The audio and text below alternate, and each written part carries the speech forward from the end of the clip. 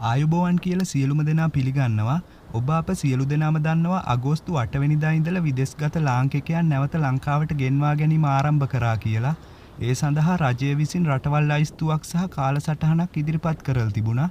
මම මේ සියලුම විස්තර ඊයේ වීඩියෝවේදී ඉදිරිපත් කරා. අවශ්‍ය කෙනෙක් ඉන්නව නම් ඒ වීඩියෝ මේ උඩ තියෙන කාඩ් එකෙන් ගිහින් බලන්න පුළුවන්. අද මම මේ වීඩියෝවෙන් කතා කරන්නේ තවමත් බලධාරීන්ගේ අවධානය යොමු නොවුණු රටවල් කිහිපයක් ගැන. ඇත්තටම මේ පිළිබඳ කතා කරන්න කලින් තවත් විශේෂ දෙයක් කියලා ඉන්නම්.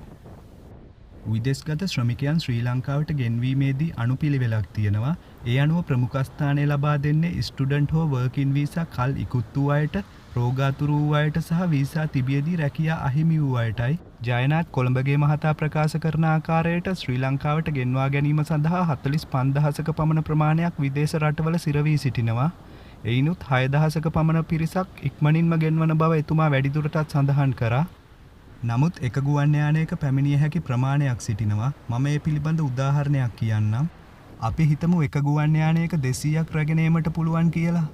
යම්කිසි රටක ශ්‍රී ලංකාවට පැමිණීම සඳහා 5000ක් බලාගෙන සිටිනවා. නමුත් එකවරකට අවස්ථාව ඇත්තේ 200කට ආසන්න ප්‍රමාණයකට පමණයි. ඒ ආකාරයට 200ක පමණ පිරිසක් ශ්‍රී ලංකාවට ගෙන්වා ගැනීමෙන් අනතුරුව නැවතත් ඒ රටට ගුවන් යානයක් යන දිනයක් සඳහන් වෙන්නේ නැහැ. ඇත්තටම මේ තිබෙන රටවල් ලයිස්තුව අනුව සහ ශ්‍රී ලංකාවේ නිරෝධායන මධ්‍යස්ථානවල පවතින ඉඩ පහසුකම් අනුව දින ගණනාවකට පසුව තමයි එක රටකට අවස්ථාව ලැබෙන්නේ. වර්කින් වීසා යටතේ විදේශගත වෙන බොහෝ දෙනෙක්ට අනිවාර්යෙන්ම රිටර්න් ටිකට් එක ෆ්‍රී හම්බ වෙනවා. ඒ නිසා රෙජිස්ටර් නොවි ලිස්ට් එකේ නැති අයටත් සැප්තැම්බර් 1 ලංකාවේ එයාපෝට් එක විවෘත කරාම සාමාන්‍ය පරිදි ගුවන් යානයක පැමිණෙන්න පුළුවන්. නමුත් තවමත් හරියටම කියන්න බෑ සැප්තැම්බර් 1 ලංකාවේ එයාපෝට් එක වාණිජ්‍යමය වශයෙන් විවෘත කරයිද කියලා. මේ අතරින් තවමත් බලධාරීන්ගේ අවධානය යොමු නොවුණු රටවල් කිහිපයක් තියෙනවා. ඒ රටවල් වෙන්නේ කුවේට්, ඊශ්‍රායල්, සයිප්‍රස්, බංගලාදේශ්, මැලේසියා, කුර්දිස්තාන් වගේ රටවල්.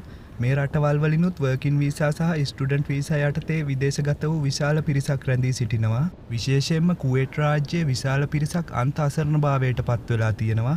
කවුරු හරි බලධාරියෙක් මේ වීඩියෝ නරඹනව නම් කුවේට් ගැන අවධානය යොමු කරන්න කියලා මම ඉල්ලා සිටිනවා.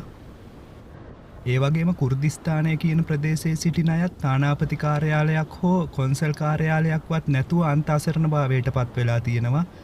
ඇත්තටම කුර්දිස්තානය කියන්නේ තවමත් රටක් විදියට පිළිගත් ප්‍රදේශයක් නෙවෙයි. නිතරම යුද්ධ ඇති වෙන ප්‍රදේශයක්. බොහෝ දෙනෙක් ලංකාවේ හොර ඒජන්සි වලට රැවටිලා මේ ප්‍රදේශයේ රැකියාවල් සඳහා ගිහින් තියෙනවා. ඇත්තටම මේ කුර්දිස්තාන් කියන ප්‍රදේශය ශ්‍රී ලංකාව වගේ 3 ගුණයකටත් වඩා විශාල ප්‍රදේශයක්. ඒ කියන්නේ ඉරානය, ඉරාකය, සිරියාව, තුර්කිය, ආමේනියාව, ජෝර්ජියාව කියන හැම රටටම අයිති භූමියක්. ඒ නිසා කුර්දිස්තානයට ගියපු සමහරුන්ට වීසා වැදිලා තියෙන ඉරානයට, සමහරුන්ට ඉරාකයට, සමහරුන්ට තුර්කියට. ඇත්තටම මේ කුර්දිස්තාන් කියන ප්‍රදේශයේ නිතරම දේශ සීමා අරගල ඇති වෙනවා. ඒ වගේම මේක නිශ්චිත ලෙස රටක් විදියට පිළිගනිපු ප්‍රදේශයක් නෙවෙයි. ඒ කියන්නේ කුර්දිස්තාන් කියන ප්‍රදේශයට තවමත් නිශ්චිත ලෙස පිළිගත් රජයක් නැහැ. ඒ නිසා මේ ප්‍රදේශවල රැකියා කරන ශ්‍රී ලාංකිකයන් ඇතුළු තවත් බොහෝ පිරිසක් දැඩි ලෙස අසරණභාවයට පත් වෙලා තියෙනවා. ඒ පිළිබඳවත් අවධානය යොමු කරන්න කියලා බලධාරීන්ගෙන් ඉල්ලා සිටිනවා. ඒ වගේම විදේශගතව ශ්‍රී ලංකාවට පැමිණීමට බලාපොරොත්තු වෙන සිටින සියලුම ශ්‍රී ලාංකිකයන්ට කිසිදු කරදරයක් නොවි ඉක්මනින්ම ශ්‍රී ලංකාවට ඒමට හැකි වේවායි ප්‍රාර්ථනා කරනවා. විදේශයන්හි සිටින ශ්‍රී ලාංකිකයන්ට වැදගත් නිවුස් එකක් අප්ඩේට් වුණු සැනින්ම ගේන්න බලාපොරොත්තු වෙනවා. ඒ නිසා දිගටම රැඳිලා ඉන්න මගේ channel එකත් එක්ක අදට මේ වීඩියෝවෙන් සමුගන්නම්. ස්තුතියි හැම දෙනාටම.